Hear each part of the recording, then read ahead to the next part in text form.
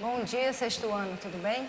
A nossa aula de ciências de hoje nós vamos fazer a correção da página 282 e vamos continuar com o nosso livro 3, tá? Vamos lá, vamos pegar o nosso livro na página 282 para a gente poder fazer a correção.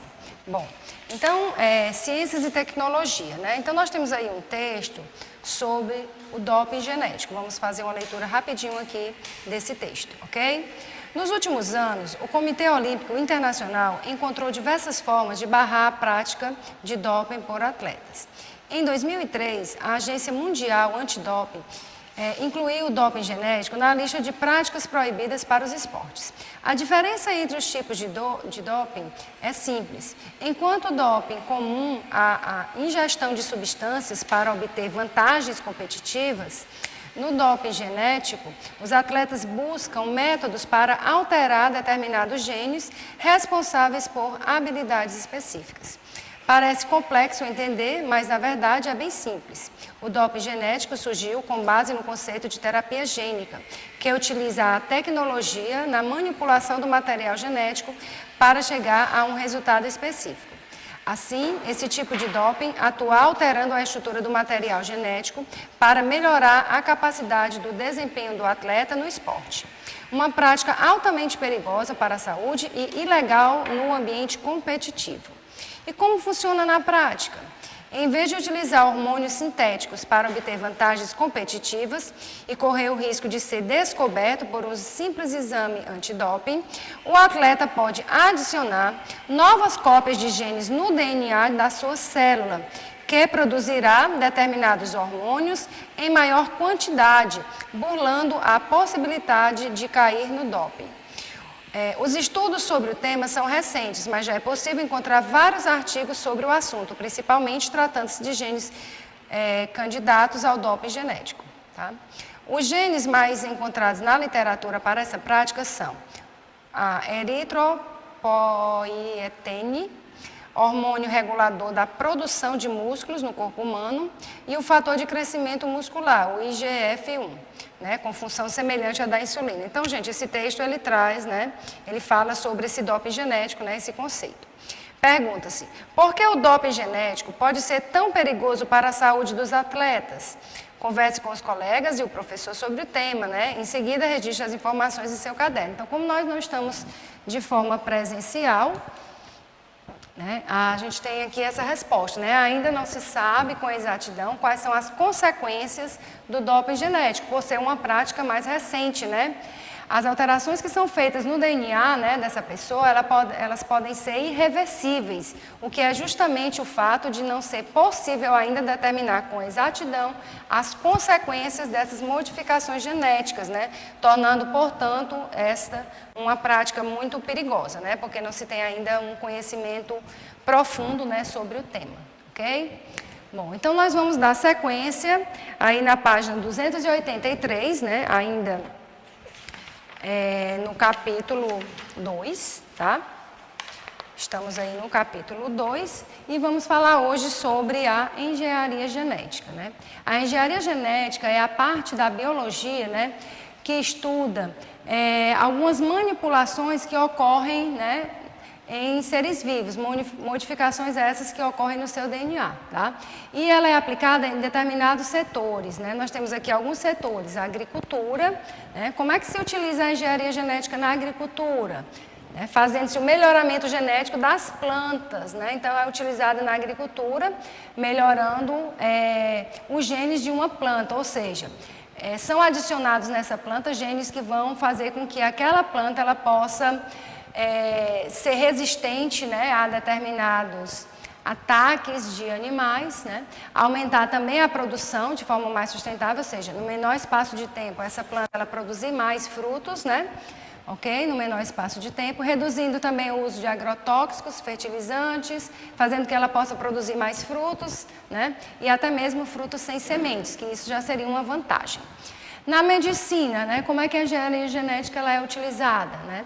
Isso na produção de medicamentos, vacinas, os anticorpos, tá?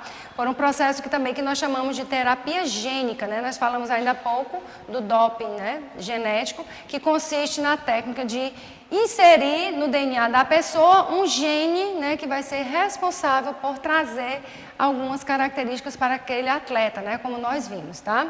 Então, na terapia gênica, né, aqui a gente pode também ter o tratamento de câncer, né, doenças neurológicas e também doenças cardiovasculares.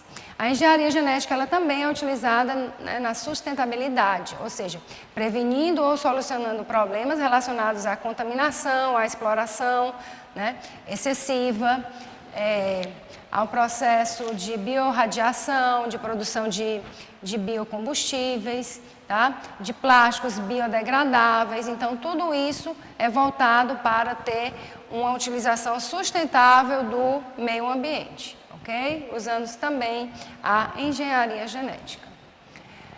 Vamos falar agora sobre bioinformática, né? A bioinformática, gente, é uma ciência multidisciplinar. Bio quer dizer vida, né? É a vida utilizando os conhecimentos de informática, ou seja, a informática estudando determinados aspectos, né, dos seres vivos. Então, ela é uma ciência multidisciplinar que envolve a matemática, a física, né, a química, a ciência da computação e a própria biologia molecular. Através da bioinformática, né, ela permite que, além do armazenamento de informações, é possível analisar o metabolismo celular, né, de modo, né, a que as células possam realizar suas funções. A bioinformática ela também possibilita estudar estruturas tridimensionais de moléculas, né? Moléculas de açúcares, de gorduras, tá? Moléculas de água e tantas outras moléculas que existem no nosso corpo. E até desvendar as funções de determinados genes, né? Isso tudo sendo traduzido, né, para a informática, né? É uma área nova de conhecimento e o primeiro curso de especialização no Brasil, né, ele foi implantado no ano de 2002, ok? Agora nós vamos falar um pouco sobre os exames mais avançados, né? Atualmente existem vários equipamentos que foram desenvolvidos, né? Então a gente pode dizer que ocorreu um avanço científico muito grande nos últimos anos para que a gente pudesse ter equipamento para realizar diagnóstico, né, de exames cada vez mais precisos. E isso ajuda para que o tratamento ele seja mais adequado e ele possa ser mais direcionado. Quais são esses exames, né? Nós vamos falar sobre a radiografia, né, o raio-x, que a maioria de vocês já deve ter feito pelo menos uma vez na vida, ultrassonografia, tomografia computadorizada e a ressonância magnética, ok? Vamos lá. Então, vamos falar primeiramente da radiografia, né? Essa máquina, né, de raio-x, ela utiliza feixes de raio-x para diagnosticar lesões ou alterações nos tecidos, ou mesmo nas estruturas do organismo, tá? Esses feixes de raio-x, eles vão ser absorvidos pelos nossos órgãos, né? Dependendo da densidade que aquele tecido, daquele órgão apresente. Por exemplo, né, no caso do osso, né, a gente nem colocou aqui, mas no caso do osso, o osso ele é mais denso e absorve melhor esse raio-x, tá? Então, essas imagens elas ficam gravadas, né, em filme sensível e é possível a gente poder estudar principalmente as estruturas com maior clareza, as estruturas ósseas, né, pelos ossos ser um tecido, né, mais denso, né, que a gente tem na palma. Não sei se vocês já fizeram, né, um raio-x, às vezes a gente leva uma queda, machuca a mão, ou torce, né, o tornozelo, então tem que se fazer um raio-x para ver se aquele osso, né, teve alguma fratura, alguma lesão, tá bom? Bom, agora nós vamos falar sobre a ultrassonografia, que também é chamada de ecografia, tá? Essa máquina, né, que faz a ultrassonografia, ela não utiliza radiação, mas ela utiliza o quê? Ondas sonoras, tá? Que promovem um eco, por isso que é chamado de ecografia, né? Essas ondas sonoras, elas promovem um som, que é chamado de eco. Esse som, né, ele ocorre entre os tecidos corporais e isso aí vai ser traduzido na máquina, né, com uma imagem, tá? Para que é usada, né, a ultrassonografia? Quando se quer investigar alguma dor abdominal, dor nas costas, diagnosticar uma gravidez, por exemplo, aqui a gente tem uma imagem, né, de um bebê no útero da mãe. Então, para observar o desenvolvimento, acompanhar esse desenvolvimento todo do bebê para ver se as medições da cabeça, do corpo, se ele está tendo um crescimento normal, tá? É utilizado também para visualizar estruturas musculares, articulares, como a região também abdominal, como mostra essa foto, tá? E diagnosticar doenças, né, que estão presentes aqui em órgãos internos, ok? Agora a gente vai falar um pouco sobre a tomografia computadorizada, né? É uma máquina, tá? Toda essa máquina aqui, ela tem como se fosse uma cama, o paciente deita, né? E a pessoa que vai operar a máquina para fazer o exame, ela vai dar os comandos para a pessoa poder entrar dentro desse tubo e aqui dentro ela vai sofrer, né, a radiação dos raios-x, que essas imagens elas serão processadas pelo computador, né, por isso que é o chamado de um processamento computadorizado, e vai formar essas imagens aqui, ó. Para que é utilizado esse exame? Né? É utilizado para identificar a localização de tumores, infecções e monitorar, né, algumas doenças ou lesões que possam existir, né, no corpo dessa pessoa. Ela é direcionada para determinadas regiões. Por exemplo, aqui a gente tem uma tomografia que mostra a região do cérebro, né, do encéfalo aqui, ó, mostrando todas as partes, tá? Pode ser uma tomografia abdominal, pode ser uma tomografia pélvica, né? Uma tomografia do tórax. Então, quem vai indicar isso é o médico, né, que vai investigar determinada doença. Bom, agora nós vamos falar sobre os medicamentos e a humanidade, né? Então, os primeiros registros, gente, de utilização de medicamentos foram feitos, né, desde a idade da pedra lascada, ou seja, na era paleolítica, onde as pessoas, né, utilizavam plantas e algumas substâncias que eram extraídas também de animais para fins de curar determinadas doenças. Então, desde a antiguidade, né, as doenças elas eram tratadas com preparos, né, de origem vegetal, mineral ou animal. Somente a partir do século XIX é que foram identificadas e isoladas as primeiras substâncias que seriam utilizadas como medicamento, né, por meio realmente de um desenvolvimento científico, né, de um conhecimento científico. Então, apenas, né, em 1805, a primeira droga, né, que foi isolada,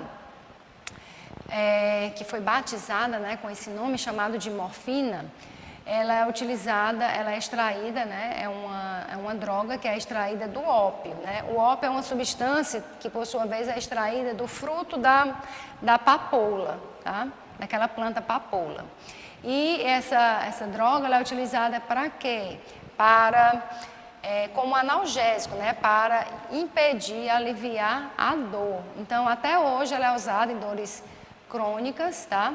Dores relacionadas a estágios avançados de doenças, ou seja, dores muito fortes, né? E dores associadas ao período pós-operatório. Então, são situações, né, onde a pessoa tem uma dor muito grande. Então, a morfina, ela tem vários nomes, né, de laboratórios, né? Tem o Dimorf, por exemplo, que nada mais é do que um nome, né, da farmácia, né, daquele laboratório que tem a droga morfina, né, que alivia, que foi utilizada muito na Primeira e na Segunda Guerra Mundial, tá, para poder, né, os soldados que eram atingidos, né, aliviar as suas dores, tá. Remédios ou medicamentos? Você é capaz de diferenciar o remédio de um medicamento? Né? O que seria um medicamento? Né? O medicamento são substâncias ou misturas delas que são elaborados em farmácias ou indústrias farmacêuticas. Então, a gente fala de um medicamento. Aquilo que você vai comprar na farmácia, né? Um Tilenol, tá? Ou um paracetamol, que é a própria droga, né? Ok? Ou qualquer outro medicamento, Doflex, seja ele qual for, ele é um medicamento. Remédio é um termo mais amplo, né? E é um termo mais popular. A pessoa diz, eu já tomei o meu remédio. Tá? Eu já tomei a minha vitamina complexo B, né? Ou vitamina C. Então, ela não está tomando remédio, ela está tomando medicamento. Aquela substância ali, ela foi elaborada por uma indústria farmacêutica que chegou naquela farmácia. Um remédio não, o remédio já é uma coisa, um termo mais amplo, né? Aplicado aos recursos terapêuticos de uma forma geral. São utilizados para aliviar uma determinada enfermidade e também combater doenças ou sintomas relacionados a ela. Por exemplo, você está com uma má digestão, né? Comer um alimento muito pesado. Aí você vai fazer o quê? Um chazinho de boldo, né? Por exemplo, tá? Então aqui a gente tem um remédio onde os chás, né, a técnica de acupuntura, que seria considerado também um remédio, né? E aqui a gente tem do lado direito um medicamento, né, numa indústria farmacêutica, né, onde ele está sendo produzido, tá? Aqui um remédio, do lado esquerdo um medicamento, ok? Agora nós vamos falar sobre princípio ativo, né? O princípio ativo de um medicamento é o quê? É aquela substância química que vai ser responsável pela ação do medicamento para combater aquela doença, tá? E existem outras substâncias que são adicionadas, né, para proteger o princípio ativo ou para mudar a cor e o sabor, né? Alguns medicamentos têm o sabor de tutti-frutti, de morango, tá? E esses medicamentos, eles podem ser encontrados de diversas formas, né? Como cápsulas, algumas cápsulas gelatinosas, tá? O próprio comprimido, gotas, né? O xarope. Então, existem várias formas desse princípio ativo ser encontrado, né, nas farmácias, tá bom?